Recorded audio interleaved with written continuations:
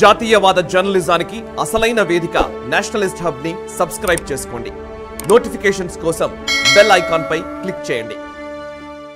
ఒకటే ఉగ్రవాద సంస్థ ఇవన్నీ చేస్తుందా, లేకపోతే ఇందులో కూడా వేరు వేరు ఇప్పుడు మనకి తరచూ వినబడేటువంటి పేర్లు జైషే మొహమ్మద్, లష్కర్-ఏ తోయిబా ఇలాంటి పేర్లు మనకి జనరల్గా వినబడి ఇంకా చాలా ఉన్నాయి.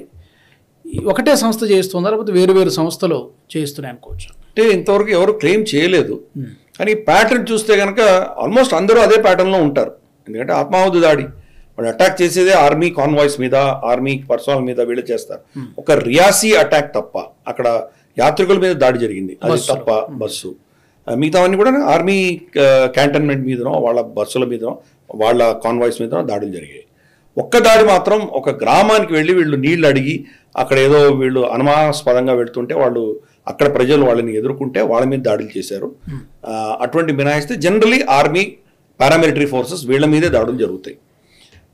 దీన్ని మరి ఎవరు చేయిస్తున్నారు అంటే కనుక ఇది ఎవరు చేయించినా ఏదో పేరు తగిలిస్తారు దానికి.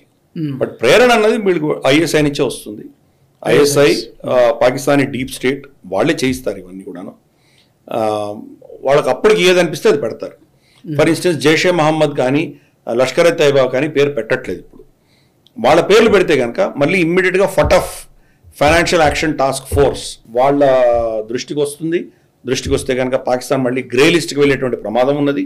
కాబట్టి దాన్ని తప్పించుకోవడానికి కోసం ఏదో లోకల్ ఆర్గనైజేషన్ పేరు చెప్తారు. జమ్మూ కాశ్మీర్లోనే ఉండేటువంటి ఒక ఆర్గనైజేషన్ పేరు అది చెప్తారు వాళ్ళు. ఇదేదో లోకల్గా వాళ్ళు స్వతంత్రం కోసం పోరాటం చేస్తున్నారు, ఇది ఒక ఫ్రీడమ్ స్ట్రగుల్ అని చెప్పి చిత్రీకరించే ప్రయత్నం. కమాండ్ ఎక్కడి నుంచి వస్తుంది, కమాండ్ ఎక్కడి నుంచి చేసింది ఎవరో ఉంటారు, చెప్పే పేరు ఇంకోటి ఉండదు, వేరే వేరే ఉంటుంది.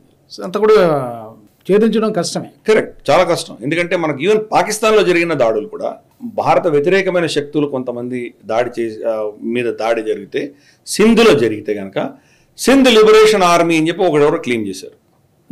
అసలు సింధ్ లిబరేషన్ ఆర్మీ ఎప్పుడో మన పేరు కూడా వినుండరు. వాళ్లకు పెద్ద అస్త్రశస్త్రాలు వాడి ఎవరినో చంపిన దాఖలాలు ఏం లేవు, అయినా వాళ్ళు క్లెయిమ్ చేశారు. మరి వాళ్ళు ఎవరిని కవర్ చేయడానికి చేస్తున్నారు? పాకిస్తాన్ ఏముంటుందంటే భారత మన ఇంటెలిజెన్స్ ఏజెన్సీస్ వీళ్ళే చంపించారు, కానీ వాళ్ళెవరో దాన్ని బ్లేమ్ తీసుకుంటున్నారు, వాళ్ళు ఆరోపణలు చేశారు. కాబట్టి ఇటువంటివన్నీ కూడా ఏంటంటే మనకు ఏదో ఒక పేరు చెప్పంగానే వాళ్లే చేశారని అనుకోవడానికి వీల్లేదు. మనకు ఇవన్నీ కూడా వెనకాల శక్తి ఒకటే, అది పాకిస్తాన్ డీప్ స్టేట్ వాళ్లే ఉంటారు. ఆ సమయానుసారంగా వాళ్ళు ఏదో ఈ అటాక్ని పలానా తంజీమ్కి అంటగడదాం, ఇది దీనికి అంటగడదాం అని వాళ్ళు నిర్ణయిస్తారు. కాబట్టి మనకు పేరు ఏదైనా కానీ చేయించింది పాకిస్తానే, దాంట్లో ఎటువంటి అనుమానం ఉండక్కర్లేదు.